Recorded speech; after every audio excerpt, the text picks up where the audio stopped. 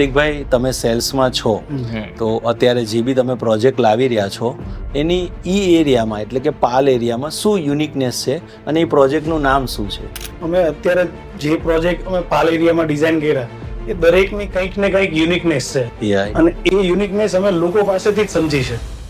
લોકોની રિક્વાયરમેન્ટ શું હતી એ પ્રમાણે જ બધા પ્રોજેક્ટ ડિઝાઇન કર્યા છે. અત્યારે અમારો એક સામર્થ્ય એક્સેલન્સ કરીને પ્રોજેક્ટ છે પાલ એરિયાની અંદર. ઓકે. અત્યાર સુધી અમે લોકોની ડિમાન્ડ એવી જોયેલી કે અમને નાના કેમ્પસ જોઈએ છે જ્યાં બહુ લોકો ના હોય. રાઈટ. એક્ઝામ્પલ, અત્યાર સુધી પહેલા જે પ્રોજેક્ટ્સ બનતા 10 બિલ્ડિંગ, 12 બિલ્ડિંગ, 15 બિલ્ડિંગ, ખૂબ જ ક્રાઉડ થાય. રાઈટ. તો લોકોની એક રિક્વાયરમેન્ટ હતી કે ખૂબ જ નાનું કેમ્પસ હોય અને મિનિમમ ફેમિલી હોય તો રહેવાની ખૂબ મજા આવે. રાઈટ. તો અમે જે પ્રોજેક્ટ ડિઝાઇન કર્યો છે એમાં ખાલી 47 ફેમિલીઝ છે. ઓકે. અને બીજી રિક્વાયરમેન્ટ તેજસભાઈ કીધું એમ કોવિડ પછી લગભગ હરેક ફેમિલીને બાલ્કનીની રિક્વાયરમેન્ટ છે. પાક્કું. અને એ બાલ્કની અગર જો લિવિંગ રૂમમાં હોય તો જ કામની. પાક્કું. અગર મારી બેડરૂમમાં બાલ્કની છે તો અમે 2 જણા બેસી શકશું. હા. અમે શું ડિઝાઇન કર્યું કે લિવિંગ રૂમમાં ફૂલ ડેક બાલ્કની એટલે 22 ફીટ વાઇડ ડેક બાલ્કની અમે પ્લાન કરી અને જેના કારણે અમને સક્સેસ એ પ્રોજેક્ટની અંદર મળી. બહુ સરસ.